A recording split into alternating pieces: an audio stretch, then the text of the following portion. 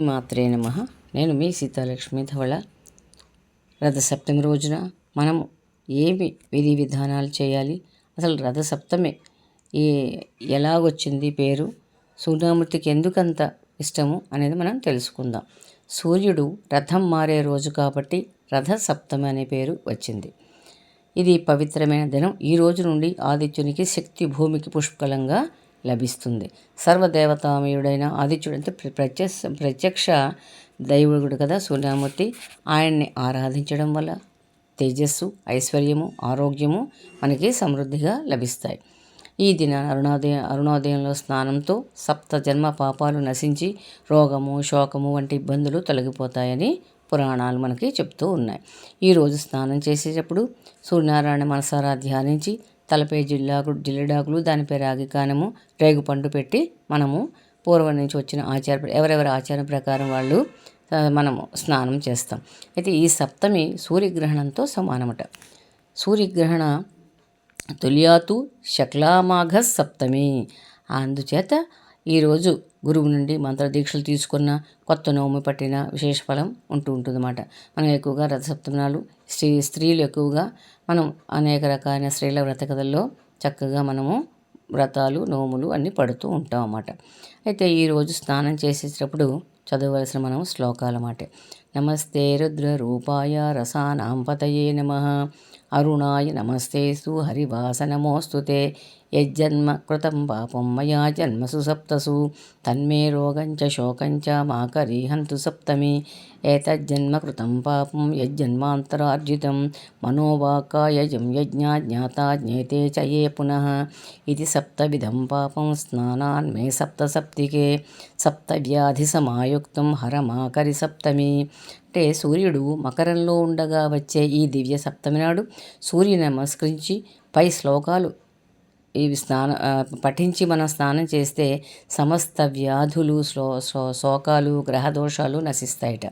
ఈ జన్మలో చేసిన, జన్మాంతరాలలో చేసిన మనసుతో కానీ, మాటతో కానీ, శరీరంతో కానీ తెలిసి తెలియక చేసిన సప్త విధాలైన పాపాలను పోగొట్టే శక్తి ఈ రథసప్తమికి ఉన్నదట. చందనంతో అష్టదళ పద్మాన్ని లిఖించి ఒక్కొక్క దళం చొప్పున రవి, భాను, వివస్కత, భాస్కర, సవిత, అర్క, సహస్రకిరణ, సర్వాత్మక అనే నామాలు గల సూర్యుడిని మనం భావించి పూజించాలి. ఎర్ర చందనము, ఎర్రని పువ్వులతో సూర్యునికి అర్చించడం అత్యంత విశిష్టమైనది. ఆవు పేడ పిడకలను కాల్చి ఈ వేడిలో క్షీరాన్నాన్ని వండి సూర్యునికి మనము నివేదించాలి. చక్కగా కుంపటి పెట్టి దానిలో ఆవు పేడ పిడకలు ఉంటాయి కదా పెట్టి దాని మీద ఇత్తడి గిన్నె పెట్టి దానికి పసుపు రాసి బొట్లు పెట్టి అందులో ఆవు పాలు వేసి ఆ చెరుకు గడతో ఆ పాలు అంటే కొత్త బియ్యాన్ని వండి చెరుకు గడలతో కలుపుతూ చక్కగా క్షీరాన్నాన్ని నివేదించాలన్నమాట. దీని మీద చిక్కుడు ఆకులు పెట్టి ఆ ఆకుల్లోనే ఈ ప్రసాదాన్ని ఉంచి సాక్షాత్తు ఆ ప్రత్యక్ష దైవం కాబట్టి ఆయన ఎదురుకుండా తులసమ్మ దగ్గర పెట్టి చక్కగా మనం కల్పోక్త ప్రకారంగా పూజ చేసి ఇది నైవేద్యం పెట్టాలన్నమాట.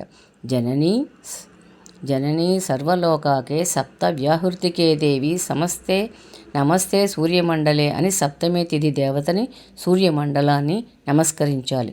జిల్లేడు రేగు, దూర్వాలు, అక్షతలు, చందనాలు కలిపిన నీటితో కానీ పాలతో కానీ తామ్ర పాత్ర ద్వారా అర్ఘ్య ఇవ్వడం అంటే అర్ఘ్యం మనం చేస్తాం. అలాంటిది మంచిదన్నమాట ఈ రోజునమాట. అంటే మనకి అంటే జిల్లేడాకు ఎందుకు ఆ రోజు పెట్టుకోవాలంటే మనకి జిల్లేడాకు కూడా అత్యంత శక్తి కలదన్నమాట. అది తల మీద పెట్టుకోవడం వల్ల ఈరోజు ఆ జిల్లేడాకుకి దాని మీద రాగి కానానికి అత్యంత శక్తి ఉంటుందన్నమాట.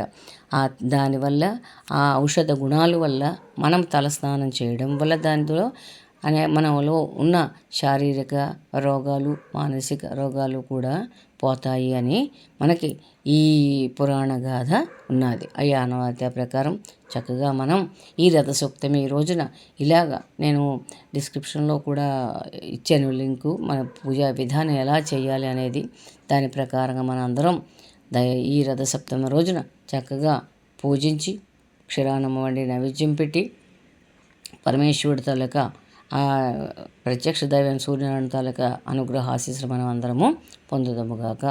ఈ చదివే విధానం మీకు నచ్చినట్లయితే లైక్ చేయండి, షేర్ చేయండి. కొత్త వాళ్ళైతే సబ్స్క్రైబ్ చేసి మీ వాల్యుబుల్ కామెంట్స్ కూడా పెట్టండి. హరే కృష్ణ, జయ శ్రీకృష్ణ.